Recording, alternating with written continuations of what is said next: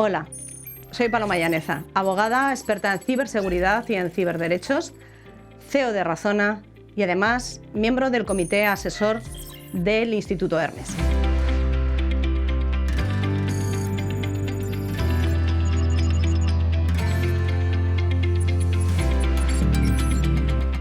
Hoy os voy a hablar, como si fuerais un amigo de toda la vida, sobre los cambios que se han producido en la Unión Europea.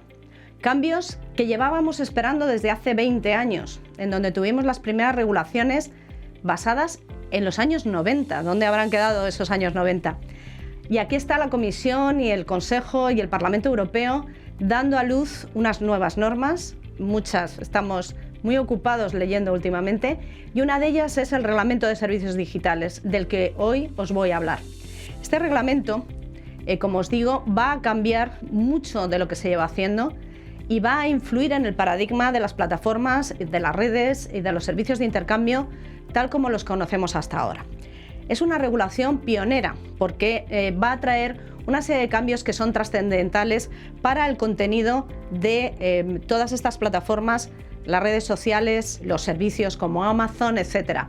Porque no solo se va a referir a contenidos insultantes o ilegales o dañinos, sino también a cómo pagamos en las plataformas, por ejemplo, de aplicaciones, si vamos a tener que seguir utilizando la tarjeta de crédito o el medio de pago que nos impongan, y si va a seguir siendo posible que estas plataformas impongan sus propios contenidos por encima de los contenidos de la competencia. Esta norma es heredera de la antiquísima ya, porque es anterior a Google, a Facebook y anterior a los teléfonos móviles inteligentes. Esta norma es heredera del Reglamento de Comercio Electrónico y por lo tanto es muy técnica, tengo que añadir, a servicios de Internet, como vemos aquí. Establece cuáles son los derechos de los usuarios en estos nuevos servicios y además cómo vamos a controlar la información que está dentro de estos servicios. Este punto es uno de los puntos que ha sido más conflictivo en la redacción de esta norma porque es un punto que es existencial para muchos de los servicios. ¿Consideramos que estos servicios son editores o no consideramos que son editores? Lo vamos a ver de inmediato. Esta norma se aplica a lo que entendemos como operadores de mera transmisión, las empresas de telecomunicaciones que nos da el Wi-Fi, por ejemplo, las aplicaciones de mensajería, es decir, siempre y cuando no intervengan en el contenido y hagan de meros transmisores del contenido. Luego, además, también a los servicios de caching, que esto es una cosa muy técnica, pero esencialmente son esos prestadores que almacenan las webs, los contenidos, las aplicaciones en servidores cerca de ti para que no tengas sensación de que tarda mucho en descargarse el contenido. Es algo muy técnico y se hereda de la normativa anterior.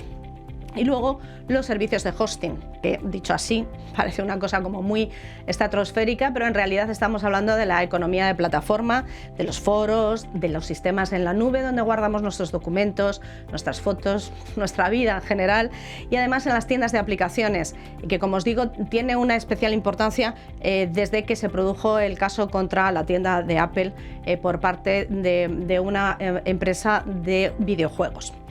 Las plataformas en línea pues pueden ser cualquiera de las que conozcáis, no solo las redes sociales, sino los buscadores de Internet. Es decir, en realidad este reglamento se aplica a todo el ecosistema de Internet, digamos a la parte más dura de este ecosistema. Y además establece obligaciones por capas. Y aquí las tenemos. Si veis, tenemos unas obligaciones de naturaleza universal. Cualquiera de los prestadores que acabamos de ver estarían sujetos a estas obligaciones universales. Luego tenemos unas obligaciones básicas que irían a los prestadores de hosting. Recordemos que acabamos de decir que los prestadores de hosting son todas las plataformas que conocemos, por ejemplo, las redes sociales. Y luego tendríamos en las avanzadas a las plataformas en línea que incluyen los marketplaces. Y aquí tendríamos desde eBay, Amazon, AliExpress, es decir, cualquiera de estas plataformas que presten servicios en la Unión Europea. Y luego hay, por encima de todas estas obligaciones, las obligaciones especiales que van a aquellas plataformas que se consideran de gran volumen, es decir, las que tienen una facturación superior a una determinada cantidad, un tamaño, un alcance, una serie de elementos cumulativos que no vamos a comentar aquí, que quien tenga curiosidad siempre lo puede mirar en el texto del reglamento. Vamos a ver muy rápidamente cuáles son estas primeras obligaciones para los prestadores de hosting. La primera que es esencial son estos mecanismos de notificación y acción de contenidos ilegales. ¿Por qué? Porque las plataformas siguen con el mismo principio. No son responsables del contenido que suben los usuarios. Se consideran que son unas meras estanterías en donde cada uno de nosotros subimos lo que queremos y que ellos no tienen tiempo de leer ese contenido. Aunque ese principio, ya después de 20 años, todos sabemos que no es así, sin embargo es muy complicado cambiar el paradigma en el que estamos y la Comisión Europea, el Parlamento y el Consejo intentan llegar a un punto intermedio estableciendo sistemas de notificación mucho más estrictos para que alguien que considere que un contenido es ilegal lo pueda notificar. Además, tienen que dejar claro cuál es la información que ha sido aportada por el usuario para poderse desligar de ella.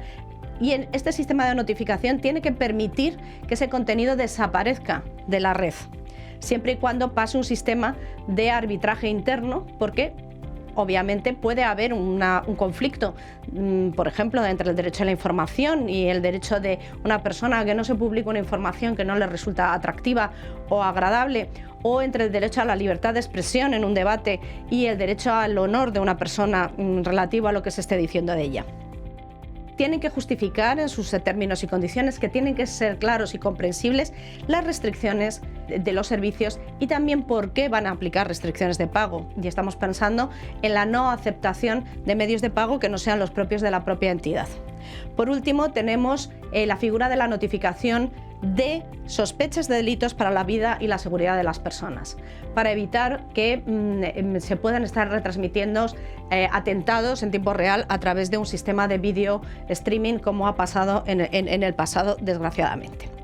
Y continuamos con las obligaciones adicionales muy rápidamente, porque en este caso estamos pensando en unas obligaciones proactivas. No estamos solo en esa idea de hay un contenido que no gusta, hay un contenido que es ilegal, hay un contenido que es dañino.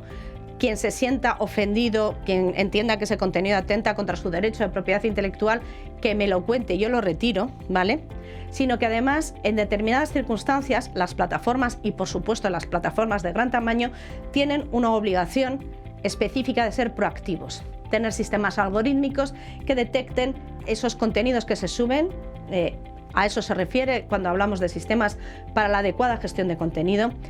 Un control sobre y una publicación en tiempo real de cuántas quejas han recibido, de qué tipo de quejas han recibido, etcétera, etcétera. Esto es un reto técnico y jurídico, porque hay que mantener vivas esas bases de datos de las reclamaciones y contenidos que se han retirado. Hay una obligación de transparencia, que es precisamente a esto a lo que se refiere, y además hay una obligación de no engañar al usuario, que es a lo que nos referimos cuando hablamos de patrones oscuros, cuando les obligamos a aceptar cookies o determinadas condiciones legales o determinados entornos o contenidos, porque les impedimos acceder a ellos y no hacemos más que ponerle pantallas o les engañamos con sistemas de gamificación para conseguir que acepten cosas que en circunstancias normales no aceptarían. Y por supuesto la sempiterna preocupación por los menores, que también se ve en este reglamento, protección de los menores, que nos lleva a una cuestión que seguro que se tratará en alguna de los vídeos de la Fundación del Instituto Hermes, que es relativo a cómo identificamos que una persona es menor de edad en Internet en general. Esto genera grandes problemas técnicos que tenemos todavía sin resolver.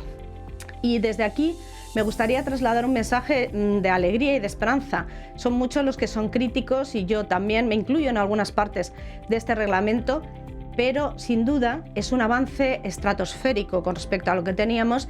Ya lo que tenemos que rogar es porque la aplicación, los detalles en donde siempre está el diablo, se lleven a cabo lo antes posible para que podamos tener una Internet segura, sin sesgos, en donde no se manipule a los ciudadanos a través de los contenidos y en donde la información, que ya es asimétrica entre las grandes corporaciones y nosotros, sea cada vez más accesible y transparente. Muchas gracias.